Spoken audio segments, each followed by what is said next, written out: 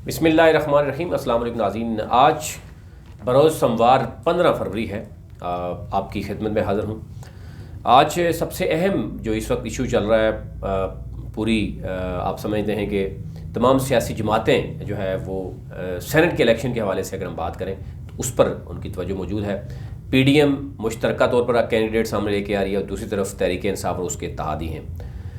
Senate election के हवाले से 2018 में जो कुछ हुआ, जो ख़रीदो फ़रोख्त हुई, उसकी एक वीडियो मंजर आन पे आई और उसके बाद ये कहा जा रहा है कि कोई कह रहा है वीडियो कहाँ की है।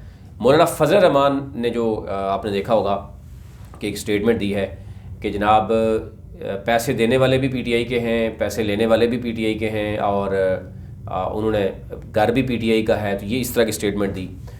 नून लीग ने भी कुछ इस तरह की बात की।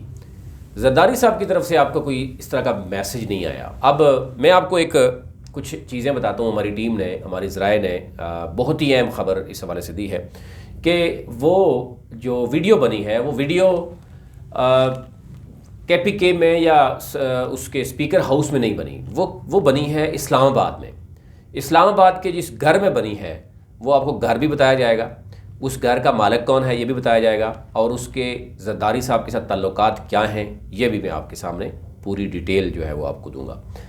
अब बात होती है कि जनाब वो जो वीडियो है, उस वीडियो यानी उसमें जो ख़रीदो फ़रोख्त हो रही है, और अगर एक लम्हे के लिए हम ये देख भी लेते हैं कि जनाब PTI के लोग ख़रीद रहे हैं, यानी अमूमन अगर हम बात करूँ तो वो जो उबैदुर रहमान मयार हैं वो इल्ज़ाम लगा रहे हैं कि ये पैसे जो है वो स्पीकर हाउस KPK में दिए गए हैं और उस वक्त असद कैसर थे।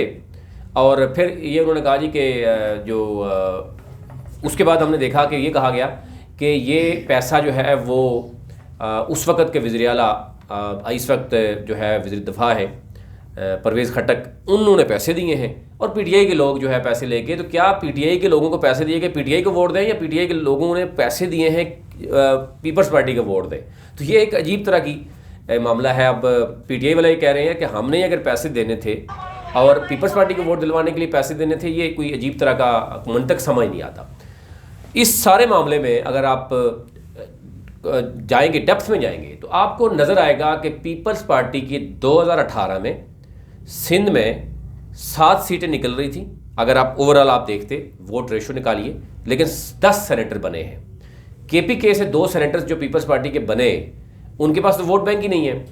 तो फिर इसका मतलब साफ जाहिर है कि वो वोट जो ख़रीदा गया वो पीपल्स पार्टी को बिका, वो PTI को नहीं बिका। अगर PTI के 20 अरकान आपने देखा होगा MPs को निकाल दिया गया, तो इट मीन्स कि वो पैसा लेकर किसी और पार्टी को देना चाह रहे थे ना। पैसा लेकर वो ख़ुद तो नहीं लेना चाह रहे थे। यानी अगर PTI को ख़ुद ले रहे थे वोट बैंक, फिर कैसे चला गया? ज़रदारी साहब की 2 सेनेटर कैसे बन गए?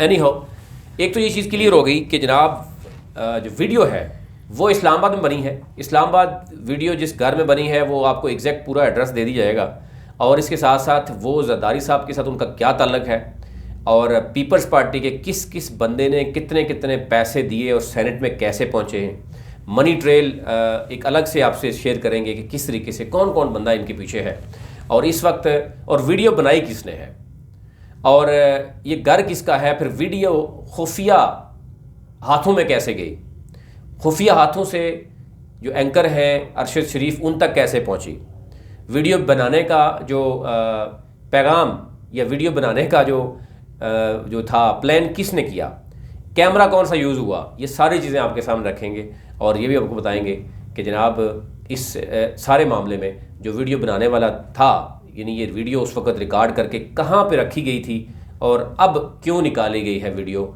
ये भी आपसे शेयर करेंगे। अब 2-3 चीज़ें हैं। एक तो ज़रदारी साहब तहकीकात इसमें शुरू हो गई हैं। तहकीकात ज़ाहिर है जब शुरू होती हैं ये देखा जाएगा वीडियो बनाई किसने है, पैसा किसका है। असल जो मामला है वो है पैसे का, कि पैसा तकसीम जो हो रहा है उसका मेन जो ऑब्जेक्टिव क्या है, उसका मेन बेनिफिशरी कौन है। क्या पैसा अगर तहरीक इंसाफ के मैक्सिमम लोग ले रहे हैं तो क्या वो वोट तहरीक इंसाफ को देने के लिए ले रहे हैं, तहरीक इंसाफ के सेनेटर को दे रहे हैं, या वो पैसा लेने के बाद पैसा वो है पीपल्स पार्टी का पैसा है, उन सेनेटर का पैसा है, उनके पीछे जो है उनके सहूलतकार हैं या जो इनके इन्वेस्टर्स हैं उनका पैसा है और वो सेनेटर्स को मुंतखब करवाने के लिए उन्हें पैसा जो है वो किया। अब तहकीकात के बाद ये मामला कहाँ पे जाएगा। अब तो मुस्लिम लीग नून ने भी, आज मैंने देखा कि वो भी, उन्होंने भी दरख्वास्त दे दी है इलेक्शन कमीशन में कि जनाब इसकी तहकीकात होनी चाहिए। तो अब एक तो जरदारी साहब ने हमारे ज़रा ये बता रहे हैं कि मुस्लिम लीग नून को और मौलाना फजल रहमान साहब को भी एक पैगाम पहुँचाया अपने एक दोस्त के ज़रिए कि इस मामले को ज़्यादा ना उछाला जाए। तो इस मामले को उछालने का मकसद, ज़्यादा उछालने का मकसद है कि जरदारी साहब के दोस्त जिनका घर, और जरदारी साहब ख़ुद फंस सकते हैं कि ज़ाहिर सेनेट में जो सेनेटर बने हैं वो पीपल्स पार्टी के बने हैं। ये बड़ी क्लियर चीज़ है, वो आम आवाम को भी पता चल गया है कि जनाब अगर सेनेटर बन रहे हैं पीपल्स पार्टी के, तो पैसा जो है पीटीआई के पास क्या जाएगा, पीटीआई के मेम्बरान के पास पैसा किस लिए जाएगा कि उनको वोट पीपल्स पार्टी को दे। तो ये थोड़ा सा चीज़ें हैं, मामला थे जो अब क्लियर होती हुई नज़र आती हैं। वीडियो तहकीकात का मामला शुरू हो गया है, उस पर JIT बनाई जा रही है, और आपको पता है कि फिर जब JIT बनेगी तो फिर उसमें बहुत सी चीज़ें सामने आएंगी। उस वीडियो में जो बाहर का कैमरा था उसका रिकॉर्ड भी कुछ खुफिया लोगों के पास पहुंच चुका है कि बाहर उस वक्त कितने लोग बैठे हुए थे जो उस कमरे के अलावा बैठे हुए थे, उस घर में आना जाना किसका था, उस पूरे स्ट्रीट का भी जो मामला है उसकी भी वीडियो जो है वो आ गई है कि वहाँ पे बाहर गाड़ी किस किस की खड़ी हुई है। तो कई लोग ऐसे हैं जिनकी गाड़ियाँ, यानी ख़ुद तो नहीं आए, अपनी गाड़ी और ड्राइवर भेज दिया, कुछ लोग वहाँ ख़ुद बाहर मौजूद थे और कुछ लोग अंदर कमरे में मौजूद थे, और ये सारी डील जो है वो हो रही थी। ये है 2018 के इलेक्शन, सेनेट इलेक्शन के मामले में। अब आ जाते हैं जी आगे आ जाते हैं, और ये आसिफ अली जरदारी साहब का मैसेज जो है, अब देखना यह है कि मुस्लिम लीग नून इसको अगर ज़्यादा उछालेगी नहीं, PDM ज़्यादा उछालेगी नहीं, तो फिर जरदारी साहब की जो बंदा है वो बच सकता है। लेकिन क्योंकि अब तहरीक इंसाफ भी समझ गई है, उन्होंने JIT भी बनाने की बात की है, उन्होंने कहा जी ये सारा मामला है, और ये बात आपने देखा होगा कि एक मीडिया के थ्रू अब ये वीडियो सामने आ गई। अब ज़बान ज़द-ए-आम है, हर शख्स जो है जानता है कि मीडिया यानी ये वीडियो जो है वो किसके पास मौजूद है।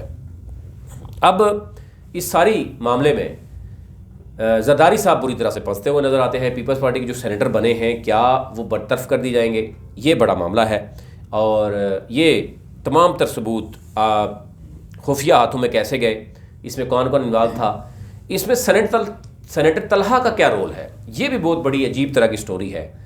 मौलाना फजल रहमान साहब को पता है कि, और सेनेटर तलहा को भी पता है कि वो सेनेट में कैसे पहुंचे थे, और मौलाना फजल रहमान के कौन से फ्रंटमैन के साथ उनकी क्या डीलें होती थी, और ये तो बात ढकी छुपी नहीं है। लेकिन एनी हाउ सेनेटर तलहा का भी इस मामले में बड़ा अहम रोल है। वो क्या रोल है वो भी आपके साथ शेयर करेंगे। अब आगे चलते हैं जनाब। अब फाइट जो जरदारी साहब और इमरान खान के दरमियान एक फ़ाइट पहुंच चुकी है इस्लामाबाद में। इस्लामाबाद में 2 जो सीट्स हैं उस पर इलेक्शन हो रहा है सेनेट का। इस्लामाबाद की टोटल 4 सीट्स हैं, 4 में से जो है वो 2 सीटों पे हो रहा है, और 2 सीटों पर जो हो रहा है उसमें हफीज़ शेख हैं। पहले मैं आपको बताता हूँ कि वहाँ पर बाबर अवान की भी नाम चल रहा था, डॉक्टर बाबर अवान का चल रहा था कि इस्लामाबाद से वो लड़ेंगे। फिर शहजाद अकबर का भी कहा जा रहा था। आमिर मुग़ल के हवाले से अभी भी, क्योंकि तहरीक इंसाफ के हवाले से कहा जा रहा था कि असद उमर ने भी कोशिश की, और तहरीक इंसाफ के इस्लामाबाद के लोगों ने इस पर एहतजाज भी किया कि इस्लामाबाद से आमिर मुग़ल को जो है वो टिकट दिया जाना चाहिए। चौधरी इलियास मेहरबान भी जो है वो भी, क्योंकि तहरीक इंसाफ के दरीना कारकुन हैं, बड़े अरसे से वो तहरीक इंसाफ के हवाले से वो उसके साथ शामिल है, उनका नाम भी चल रहा था। इस सारे मामले में हफीज़ शेख को इस्लामाबाद से क्यों इलेक्शन लड़ाया गया, इस पर भी आपसे तफसील सामने रखते हैं। और फिर दूसरी तरफ यूसुफ रज़ा गिलानी का नाम किसने दिया, और PDM में शुरू में मौलाना फजल रहमान ने इस पर एतराज़ भी किया, लेकिन लेटर ऑन उनको कायल कर लिया गया। अब इस सारे मामले में अब एक तरफ आसिफ अली जरदारी खड़े हैं और दूसरी तरफ इमरान खान खड़े हुए हैं। एक तरफ तकरीबन जो है वो 180 के करीब वोट बैंक है PTI के पास नेशनल असम्बली में, क्योंकि जो सेनेट की जो इस्लामाबाद की सीट्स हैं उस पर जो सेनेट का इलेक्शन होता है उसमें इलेक्टोरल कॉलेज जो है वो नेशनल असम्बली है, और नेशनल असम्बली की इस वक्त 3 हल्कों में ज़िमनी इंतखाबात हो रहे हैं, और वो 19 और 20 को ख़त्म हो जाएंगे, और यानी टोटल 342 का हाल होगा, यानी 342 जो है मेंबर होंगे नेशनल असम्बली के। उसमें से जो पहले से मौजूद हैं 180 हैं और 169 हैं, 159 है मुस्लिम लीग यानी PDM के पास। अब ये बताया जा रहा है, जो नज़र आ रहा है कि वो जो 3 सीटों पे इलेक्शन हो रहा है उसमें तहरीक इंसाफ बड़ी मुश्किल से 1 सीट जीतेगी, अगर जीतेगी तो 2 सीटें PDM के पास चली जाएंगी। तो ये अगर वो तीनों सीटें भी PDM के पास चली जाती हैं तो उनके पास नंबर बनेगा 162, और अगर 2 जाती हैं तो 161, और मौजूदा हुकूमत के पास जो उनकी इत्तेहादी हैं वो उनका बनता है 181 तक मैक्सिमम जाएगा। और उसमें जो इनके साथ मौजूद हैं वो PTI की जो है 156 के बाद जो है वो MQM के हैं। और अब देखना यह है कि MQM अगर कोई बीच में सिंध का किसी सेनेटर के हवाले से बात आई तो कोई डील ना मामला चला जाए। काफ लीग के 5 हैं, और बाकी अगर हम बात करें तो जो BNP है उसकी 5 सीटें, बाकी दीगर जो है वो 2-2, 3-3 है। टोटल 181 बनेगी सारा कुछ मिला के। दूसरी तरफ अपोजिशन जो है 162 तक चली जाएगी, 161 तक चली जाएगी। अब जो आज़ाद हैं नून उसके साथ है PTI के साथ, वो आज़ाद भी और इसी तरीके से जो MQM के हैं उनके बारे में खदशात ज़ाहिर किए जा रहे थे कि हो सकता है कि वो कोई डील यूसुफ रज़ा गिलानी के साथ ना बना ले कहीं इस्लामाबाद में, क्योंकि एक बड़ा टफ ये आपस में आमने सामने आ चुके हैं।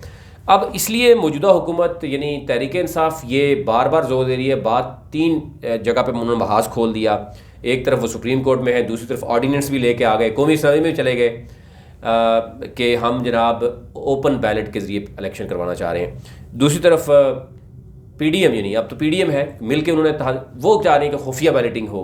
तो PDM क्यों जोर देती खुफिया बैलेटिंग कि वो समझती थी कि कुछ मामलात में वो मैनेज कर लेंगे, और आसिफ अली जरदारी साहब अगर यहाँ पे यूसुफ रज़ा गिलानी को खड़े करके सिर्फ 8 से 9 MNAs को तोड़ने में कामयाब हो जाते हैं तो डेफिनेटली हफीज़ शेख जो है वो हार सकते हैं इस्लामाबाद में सेनेट की सीट पर। इसी तरीके से जो इस्लामाबाद के 3 MNAs हैं, अब ज़राए ये भी बता रहे हैं कि वो भी हफीज़ शेख के लिए रेडी नहीं है। असद उमर की बात करें तो वो भी ये चाह रहे हैं कि क्योंकि उन्होंने इलेक्शन लड़ा इस हल्के से, वो उस हल्के से लेके आना चाह रहे हैं ऐसे शख्स को कि जो उनको सपोर्ट करे। उन्होंने इलेक्शन लड़ा हुआ है, वो अमर मुगल को सपोर्ट करते हैं। इसी तरह राजा खुरम और अली अवान जो है वो भी नहीं चाहते कि हफीज़ शेख जो है वो उनके पास उनका जाए, क्योंकि वो भी इस हल्के का जाने। तो इस्लामाबाद से 2 मजबूत कैंडिडेट अगर आमर मुगल की बात करें या जो चौधरी इलियास मिरबान थे, चौधरी इलियास मिरबान भी और आमर मुगल दोनों को ड्रॉप करके हफीज़ शेख को लाने का मतलब ये हुआ, ये जवाब पेश किया जा रहा है कि क्योंकि यूसुफ रज़ा गिलानी एक्स प्राइम मिनिस्टर है, बहुत बड़ा कद काठ है, उनके ज़ाती दोस्त हैं जनाब, बहुत से नेशनल असम्बली के मेंबर्स उनके ज़ाती दोस्त हैं, उनकी रिश्तेदारियां हैं, और जहांगीर खान तरीन के साथ मिलकर वो उनके लिए 8-10 MNAs को आगे पीछे करना मसला नहीं है। और अगर PDM सारी की सारी उनको सपोर्ट करती है और 8-10 MNAs अगर बीच में से जाते हैं तो डेफिनेटली यूसुफ रज़ा गिलानी जो है वो बहुत बड़ा सेटबैक दे सकते हैं किसी भी दूसरे शख्स को, यानी बाबर अवान को, इलियास मिरबान हो, आमिर मुगल हो, या जो है वो शहजाद अकबर हो। ये हमारे ज़राए जो है हमें बता रहे हैं कि ये मामला हो सकता था, जिसकी वजह से उन्होंने कहा ये एक मजबूत तरीन बंदा लेके आए Hafeez Shaikh. He was a part of Pervez Musharraf जो कैबिनेट उनकी थी, फिर पीपल्स पार्टी के साथ भी उनके थे, और फिर वो अब PTI में मौजूद हैं। तो कहने का मतलब है कि हफीज़ शेख ज़रा एक बहुत अहम सीट पर बैठे हुए हैं ख़जाना की, तो ज़ाहिर है उनकी तरफ अगर कोई MNAs जो है वो कोई दिखाने की कोशिश करेंगे। अगर खुफिया बैलेटिंग हो गई जो बता रहे हैं हमारे ज़राए और जरदारी साहब प्ले करने में कामयाब हो गए तो एक बहुत बड़ा सरप्राइज़ जो है वो मिल सकता है इमरान खान को इस्लामाबाद की इस सीट पर। अब आगे चलते हैं जनाब कि इस तमाम तर मामले में इमरान खान जो है या तहरीक इंसाफ डॉक्टर बाबर अवान को भी कायल कर नहीं सकी। डॉक्टर बाबर अवान भी कह रहे हैं मैं भी कद काट का बंदा हूँ जी, मैं भी नहीं हिलने दे रहा। आमिर मुगल भी हैं, इलियास मिरबान भी हैं, शहजाद अकबर। एनी हाउ 2 लोग तो वो हैं जो शहजाद अकबर हैं या बाबर अवान हैं, जो कि पहले ही कैबिनेट का हिस्सा हैं, अपने आप को मजबूत समझ रहे हैं। और 2 लोग जो हैं ज़ाहिर है वो नज़रियाती PTI के हैं, अगर हम चौधरी इलियास मिरबान की बात करें या आमिर मुगल की बात करें। इस सूरत हाल में तो क्या तीनों MNAs जो हैं PTI के इस्लामाबाद से वो ये चाहते हैं कि ये हफीज़ शेख यहाँ से हों और बाकी जो दीगर हैं वो तो अलग बात है। मैं 3 MNAs जो इस्लामाबाद की बात कर रहा हूँ, उनकी जो राय है वही इस पर डिफरेंस रखती है। कुछ लोगों से हमारी अपनी ज़ाती तौर पर मेरी बात हुई है। अब ये सारी सूरत हाल जो है वो बड़ी ही गंभीर सूरत हाल इख्तियार कर चुके हैं इस्लामाबाद की सीट पर। और अगर इस्लामाबाद की सीट जीत जाता है जनाब हफीज़ शेख तो डेफिनेटली वो एक तहरीक इंसाफ या उसके इत्तेहादी जो है वो मैसेज कन्वे करेंगे कि जनाब ये इतना आसान नहीं है लेकिन अगर दूसरी तरफ यूसुफ रज़ा गिलानी जीत जाते हैं तो ये यानी ज़रदारी साहब का एक बहुत बड़ा मैसेज होगा। और ये भी कहा जा रहा है, ज़राए बता रहे हैं कि यूसुफ रज़ा गिलानी को आगे अगर वो जीत जाते हैं तो उसको फिर उनके मजबूत कैंडिडेट के तौर पर भी सामने आएंगे सेनेट में आगे, क्योंकि सेनेट चेयरमैन डिप्टी चेयरमैन का भी दोबारा से इंतखाब हो सकता है। और आपने देखा कि डिप्टी चेयरमैन को जिस तरीके से कंट्रोवर्शियल बनाया गया, और अब चेयरमैन की बारी भी आ रही है कुछ दिनों के बाद, आप देखेंगे एक बड़ी स्टोरी निकलेगी चेयरमैन सेनेट के ख़िलाफ़, तो आप उसी से अंदाज़ा लगा लेंगे कि अब चेयरमैन सेनेट को भी तब्दील करने के लिए स्टोरी जनाब यकदम कैसे निकल आई, कैसे कंट्रोवर्शियल हो गए वो, और वो दिन दूर नहीं है। वो भी आपको अभी से कहा जा रहा है कि सेनेट के इलेक्शन तक ज़रा इंतज़ार करें। एनी हो, ये एक तो सूरत जो नज़र आ रही है वो मामला है। वीडियो खरीदो फरोख्त का मामला भी उरूज पे पहुंच चुका है, और दूसरी तरफ पीपल्स पार्टी और यानी ज़रदारी साहब और इमरान खान आमने सामने हैं हफीज़ शेख के मामले में और यूसुफ रज़ा गिलानी के मामले में। और अगर ओवरऑल हम न्यूट्रल बात करें, देखने में जो नज़र आ रहा है कि यूसुफ रज़ा गिलानी का कद काठ एज अ सियासी लीडर वो बहुत बड़ा है। हफीज़ शेख को डायरेक्ट सियासत से उनका ऐसे तल्लक नहीं है, वो एक टेक्नोक्रेट हैं, वो हमेशा जो है वो ख़जाना की सीट पे ही आते जाते रहे हैं। और पीपल्स पार्टी के दौर में, मुशर्रफ के दौर में भी कहा जा रहा है कि उनको सब अच्छा किया। और आपने देखा होगा पीपल्स पार्टी के एक पुराने और बहुत बड़ा नाम था जो अब तहरीक इंसाफ में है। अब ये भी कहा जा रहा है कि एक साजिश की गई है यूसुफ रज़ा गिलानी की तरफ से उनको कंट्रोवर्शियल बनाने के लिए। यानी यूसुफ रज़ा गिलानी ने उस शख्स को जो तहरीक इंसाफ का पार्ट है, इस वक्त KPK का सबसे बड़ा बंदा है यानी इन टर्म्स ऑफ फाइनेंशियल, उसने पार्लियामानी जो बोर्ड था उसमें आकर इमरान खान के सामने कहा था और हफीज़ शेख को भरपूर तरीके से क्रिटिसाइज़ किया था कि ये मुशर्रफ दौर में भी थे, ज़रदारी दौर में भी थे, और आपको भी ये गलत गाइड कर रहे हैं कि जनाब बहुत सब अच्छे की रिपोर्ट दे रहे हैं और आवाम सड़कों पर रुल रही है, महंगाई बहुत ज़्यादा है, और ऐसे लोग बाद में आवाम के पास नहीं जाएंगे वोट लेने के लिए। उससे अंदाज़ा हो सकता है आपको कि ये गेम कब से शुरू हो चुकी थी। आनी हो, अब आगे चलते हैं जनाब। एक तो ये देखना होगा कि मुस्लिम लीग नून और पीपल्स पार्टी, ये तकरीबन इनके जो बताए जा रहे हैं टोटल जो नंबर ऑफ गेम पार्लियामेंट में इनके पास है, वो इन दोनों पार्टीज़ की मिलाकर तकरीबन जो है वो यानी 80 और 60 140 तो सिर्फ ये बनती हैं, 83 और 54। फिर JUIF है 14 इनके भी हैं, और ये टोटल यानी 160 तक पहुंच जाते हैं। और दो जो सीटें हैं मिला के यानी 162 तक या 161 तक ये जा सकते हैं। अब हफीज़ शेख का मामला हो या यूसुफ रज़ा गिलानी का मामला हो, अब देखना यह है कि इसमें किसकी जीत किसकी हार होती है। अगर खुफिया बैलेटिंग हो गई, एक तो ये कहा जा रहा है कि खुफिया बैलेटिंग भी हो गई तो फिर भी तहरीक इंसाफ या उसके इत्तेहादी उनको बहुत क्लियर मैसेज बन गया है। ये जो वीडियो तहकीकात क्यों हो रही है, JIT क्यों बनाई जा रही है, ये उनको क्लियर मैसेज दिया जा रहा है कि भाई अगर आपने कहीं कोई छोटा मोटा भी गड़बड़ करने की कोशिश की तो फिर आप ना पार्टी में रहेंगे और ना ही सेनेट में रहेंगे, ना ही आप नेशनल असम्बली के मेंबर बनेंगे, यानी नहीं रहेंगे, और ना ही आप पार्टी से फारिग होंगे। तो एक तो यह है कि ये मुश्किल लग रहा है, ज़रदारी साहब के लिए मुश्किल खड़ी कर दी है इस सारे मामले में, वीडियो रिलीज़ करा के उसकी JIT बनाने के हवाले से। और ज़रदारी साहब के दोस्त जो करीबी दोस्त हैं उनके घर का जो मामला सामने आ गया, पैसा भी पीपल्स पार्टी का है। इस सारी सूरत में मुश्किल हो गया है इस वक्त पीपल्स पार्टी के खेलने के लिए या PDM को खेलने के लिए। तो ये एक मामला इस तरफ भी नज़र आ रहा है कि अगर खुफिया बैलेटिंग भी होती है तो मैसेज एक दे दिया गया है उन लोगों के लिए जो शायद किसी हद तक तैयार हो गए थे कि वो यूसुफ रज़ा गिलानी को लेके आएंगे। तो अभी तक की जो सूरत अगर अभी आप पूछेंगे तो उसमें तो नज़र आ रहा है कि हफीज़ शेख जो है वो सेनेट की सीट निकालने में कामयाब हो सकते हैं, अगर जो है वो जिस तरीके से नज़र आ रहा है। अगर उस तहरीक इंसाफ के कोई खुलकर लोग सामने उनके ख़िलाफ़ ना आ गए और जिसका पता इमरान खान को भी हो या मैन हो।